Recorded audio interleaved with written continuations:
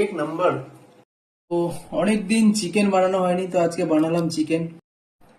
আধা kilo chicken নিয়ে এসেছিলাম, তো তার মধ্যে বললো যে একটাই লেগ পিস দেবো, দুটো লেগ পিস দেওয়া যাবে না। আর আমরা বাঙালি, বাঙালিতে চিকেনে আলু থাকবে না সেটা কখনো হয়?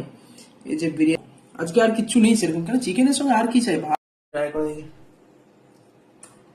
তার সঙ্গে মিশিয়ে মিশিয়ে খাবো। হুম হুম হুম कैसा लग रहा है?